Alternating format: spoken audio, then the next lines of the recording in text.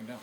Hello again, everybody. This is Darick from ScreamingBowAirsoft.com, and I'm coming to you with a video about a board game, basically a historical miniature game that I play. It's called Operation World War II.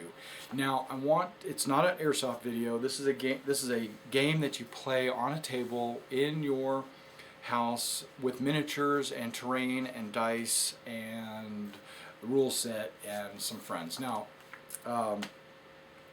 this is a World War II based game, and it came out a few years ago as a game called Operation Overlord.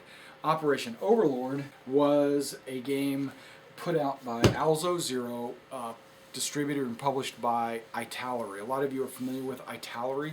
Italeri is a model company. They make all different kinds of models that you put together, and all the standard model kits. They distributed a game called Operation Overlord. Now, Operation Overlord was British, German, and Americans, D-Day, and you could play it on your tabletop.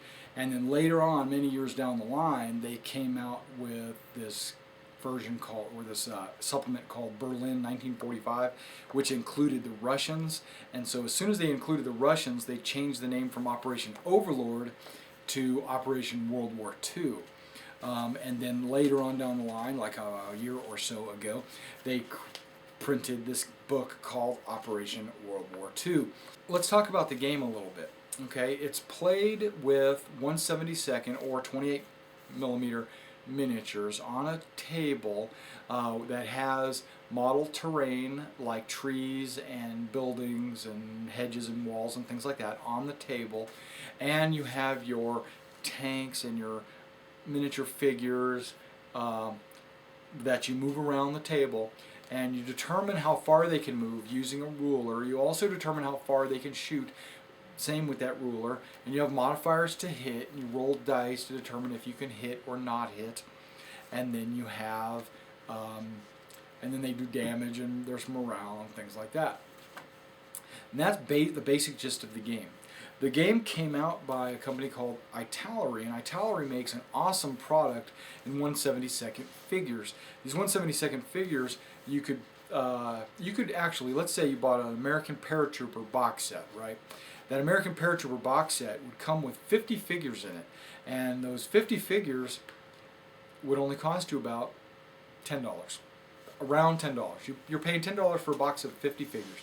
I know there's some game companies out there where you pay $10 per figure, and so, or maybe even $20 per figure. You don't need to do that with this game. Now, do you build armies? No, you don't build armies. You just have figures. Best way to do it is just to get a little bit of everything, because it's so inexpensive. You just get a little bit of everything. You find a scenario that you want to play. Let's say you want to do a Poppleville exit scenario, and then you find out what kind of Germans you need for that scenario, what kind of Americans you need for that scenario, and get them. And then you do another scenario. If you don't have the exact same, if the figures aren't, like you're missing a few figures, you go get them. And that way, over time, over a couple of 10 years that you play this game, you'll have enough figures to do pretty much any scenario, that you want. I recently just played a game with I refereed a game with some of my friends, and I'll show you that in the follow-up videos on what actually happened in that game. I didn't turn the camera on until turn 4. The camera had slow record setting, so it didn't record the entire game. I'm so frustrated about that. But it did record enough of the game for you to get a general gist of what was going on. Okay, I've got this scenario right here that I used. I got it from a scenario campaigns book. I have a number of these books, scenario campaigns, because they come with basically they're scenarios. Okay, skirmish campaign book. Skirmish campaign book. Normandy, 44 Red Devils of the Orne. That's this book. I have other books that I use, other skirmish campaign books, because I think these are awesome. They tell you how to set up your map on the table. They also tell you all the forces you need and this is the forces you would need and the scenario. let me tell you a little bit about how the game is played, and then I will tell you a little bit about the scenario, and then on my next video you'll be able to watch the game. Okay, the game is played in turns. You have almost all miniature games are played in turns. In every game of Operation World War II, each side has a deck of cards. Those cards tell you what you can do. Each side draws a number of cards equal to their units plus another number, usually 5. You draw your cards, you look at your cards, and the cards have numbers on them. That is when they take place.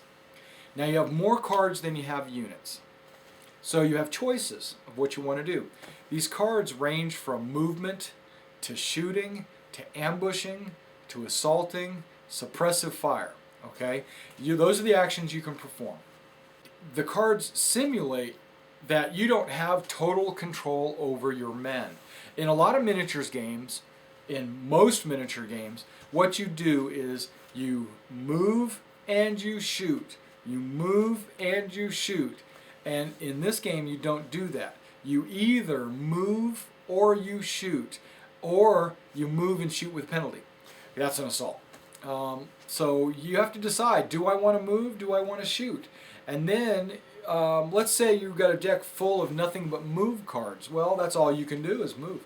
If you have a deck full of nothing but shoot cards, they call it fire, then that's all you can do is fire. And if that's the case, it's like you, the overall commander of the table of your side, you're looking down from a bird's eye view. You do not have total control over every single man. These cards simulate the fact that you have a lack of command and control going on. So I love the card system. So you draw your cards, and let's say I've got a Canadian unit here, and I want it to shoot this guy in the building, right? Well, the first thing we have to do is you and my opponent, or my opponent and I, have to bid on how do we want to have the initiative or not. So we basically discard a card, and whoever discards the highest, or I should say, whoever discards the lowest number has the initiative. So let's say I discard a 1 and my opponent discards a 2. Well, now I have initiative. So I look at my remaining cards. Okay, well I've got a 2 fire. Okay, so I say I'm going to put a 2 fire down on my Canadian rifle unit, and I'm going to shoot this machine gun unit that's up in this building on the 2nd floor. It's been shooting at mine in the previous turn. So I'm going to say, I want to try to kill these guys, so I'm going to shoot or fire 2. And then I have to announce to my player, this unit is shooting this machine gun unit, and they go, okay. So then my opponent looks through his cards, and if he has any actions that are less than what I played a 2. So if he has, and the only thing less is a 1. So he's looking for in his deck to see if he has any 1s. Well, guess what? He's got a 1 move. And he says, okay, I'm going to play a 1 move on that machine gun squad to go into the basement and run out the back door and out of line of sight. Okay, so that's what he plays. So now you go in order of the cards. Well, number 1 goes first. He moves. Number 2 goes to shoot. But guess what? There's nobody there. So he misses. Okay, and so you kind of counter-react based on what each other are playing. If he had a 1 shoot, that would immediately end the phase, and he would get to shoot, and my guys wouldn't have got to move. So, or the machine gunners wouldn't have got to move. So you have to kind of decide what cards you're going to play. Like Tom, he might play a 6 move. I'm going to move these guys over here. And the next guy goes, well, shoot, I got a 5 ambush. I'm going to 5 ambush these guys as they move across. And so the 5 goes first, which means he gets prepared to ambush. And then the 6 moves, he starts to move, and then those guys get a reaction shot and they shoot. Or he could have played knowing that there's so many hundreds of millions of different combinations, can't go through them all. And so then it reverts over to the other player's action. And then he plays his first card. Well, he decides he wants to play a 5 fire. But because that unit has already acted in this turn, Tom, the example, would not be able to play a card on that guy to get him to do anything because he's already acted. And so it goes back and forth until you get to ones, and then it starts again. You go back and forth with all the different units until every unit has had a chance to act. Once every unit's acted, then that's the end of the turn, and you refill your hand, you draw your cards, you start the sequence all over again. You bid for initiative, you play your cards in sequence until everybody's dead. Now when you go to shoot someone, you measure the range and you're rolling a number of d10 equal to the rate of fire of the weapon. So let's say you've got an MG42 with a rate of fire of 8. And because it's on a tripod, that gives it a +3 to its rate of fire, so you're looking at an 11. So Tom has a machine gun up in a hill, or up in a building, and he decides he's going to shoot at those Canadians, and he rolls his dice. He rolls 11 d10, and he's looking for 7s. Okay, it's almost always small arms versus infantry. It's almost always a 7. So he gets a bunch of 7s. Let's say he's got 4 or 5. We'll say 4 7s, or he has a 7, an 8, a 9, and a 10. So he's hit.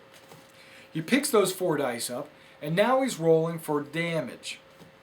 Okay, the damage is determined on a chart, small arms chart versus infantry. You roll it, and you can get 2 types of results: pin or kill.